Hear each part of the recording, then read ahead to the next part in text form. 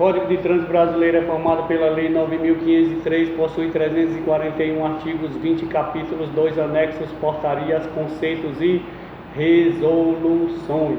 Tudo isso vai fundamentar o Sistema Nacional de Trânsito. O Sistema Nacional de Trânsito é formado por dois tipos de órgãos. Um é o normativo e o outro é executivo. Os órgãos normativos são CONTRAN, CETRAN e CONTRANGIF. Os órgãos executivos são DENATRAN, DETRAN, CIRETRAN, DENIT, DR, Polícia Rodoviária Federal, PM, CET e a JARES.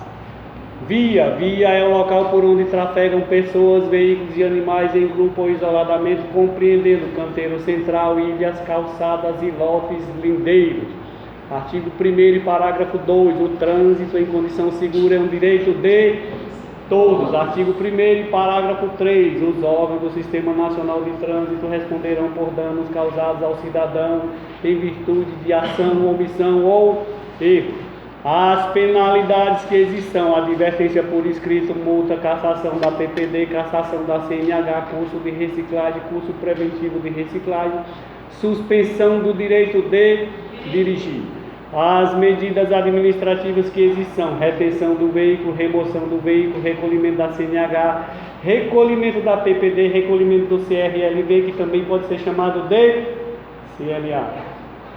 Recolhimento do CRV, que também é o recibo de compra e venda, que também pode ser chamado de DUT, documento único de transferência. Recolhimento de animais na via pública, recolhimento ou transbordo por excesso de carga e teste de alcoolemia.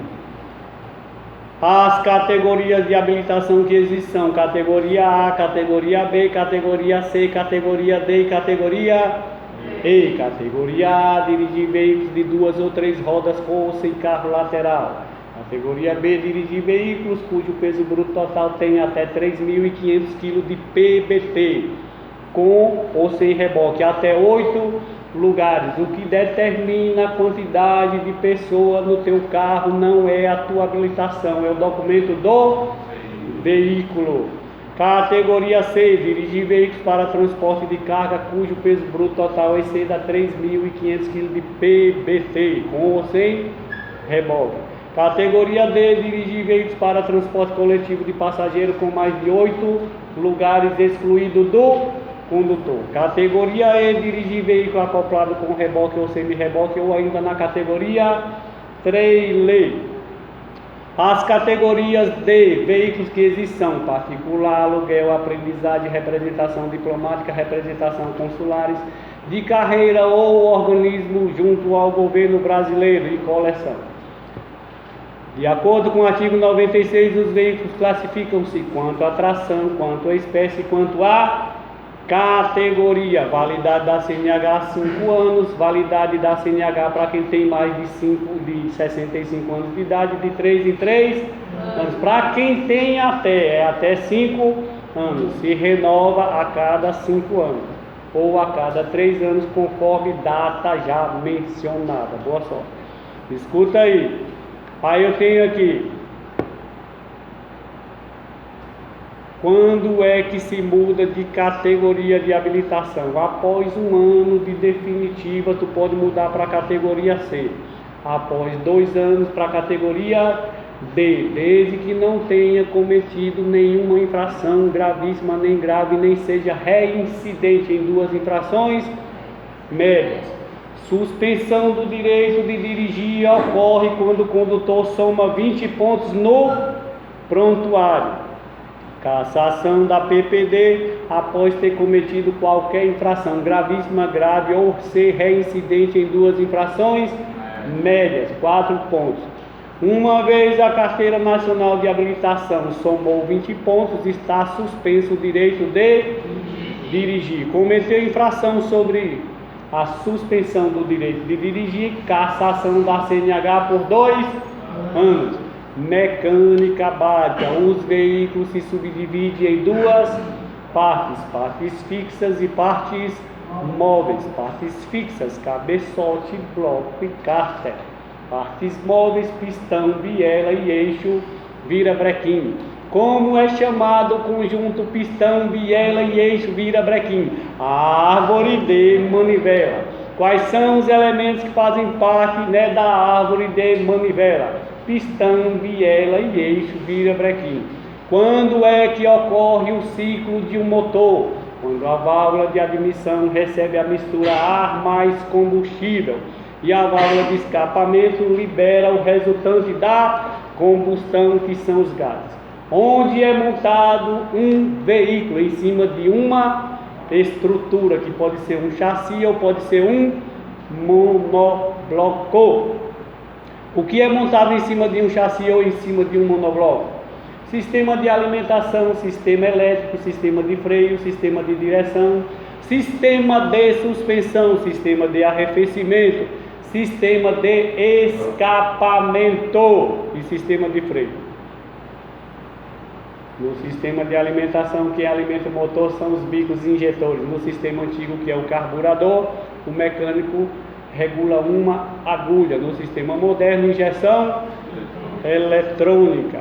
Aí eu tenho dirigir defensivamente, é dirigir de modo a evitar acidente. Os fatores que influenciam para o acidente são negligência, imprudência e imperícia. Renil, quais são as ações que estão condicionadas ao acidente? Sono, fadiga, cansaço, estresse, embriaguez e perturbação psicológica. Cuidado para não confundir, ações que estão condicionadas ao acidente com fatores que estão, ou que pode aí favorecer ao acidente. Os fatores são 3: negligência, imprudência e imperícia. As ações é só tu lembrar tudo que tu está sentindo aqui na sala de aula: sono, fadiga, cansaço, estresse, embriaguez, não sei se tu bebeu, e perturbação psicológica. Os elementos básicos da direção defensiva são conhecimento, atenção, previsão, decisão e habilidade. Motorista precisa ver e precisa ouvir, controlar as emoções, não se deixar influenciar. Um acidente só precisa de 3 segundos, no máximo 4, para tu ficar tetraplégico, paraplégico ou morto. 90% dos acidentes ocorrem por falha, 4% falha mecânica e 6% falha na via. Aí eu tenho aí, quais são as condições adversas que existem? Iluminação, tempo, via, trânsito, veículo, carga, passageiro e condutor. O que é acidente evitável? É aquele que tu evitou ou deixou de evitar. Acidente evitável é aquele que o condutor deixou de fazer tudo que podia para ser feito, não fez, foi negligente, imprudente, imperito, foi desleixado. E acidente inevitável: o condutor fez tudo que podia para fazer, mas não conseguiu evitar o acidente. 4 distâncias da direção defensiva: segmento, reação, frenagem e parada. Distância de segmento é a distância que o condutor tem que manter entre o seu veículo e o veículo que vai à sua frente. Distância de reação é a distância que o veículo percorre desde o momento que o condutor vê o perigo até decidir pisar no freio. Vocês não decidem nada que vocês vão dirigir a 30 km por hora, adrenalina pura, total. Vocês se assustam e pisam no freio. Porém, contudo, todavia, no entanto, entretanto, pisou no freio, encerra-se a distância de reação, inicia-se a distância de... O que é distância de frenagem? É a distância que o veículo percorre desde o momento que o condutor pisa no freio até o veículo parar. O que é distância de parada? Aí vai estar lá na tua provinha.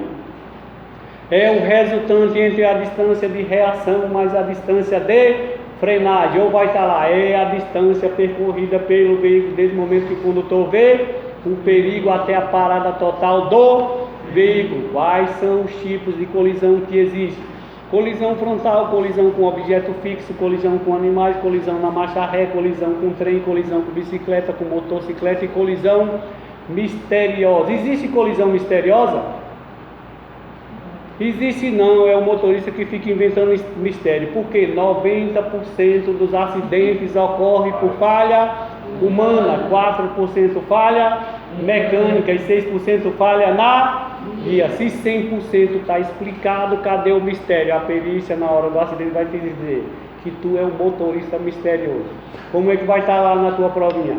Envolve apenas um veículo e o seu condutor não sabe o que ocorreu. Ele sabe, ele não quer dizer. Quais são os tipos de cinto de segurança que existe? Apenas cinto de 2 pontos, trava a cintura, veículos antigos.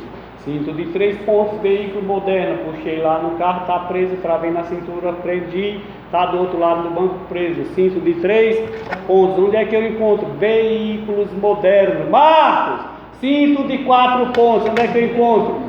Veículo de competição. Pode ser em forma de X ou suspensório. Escuta aí.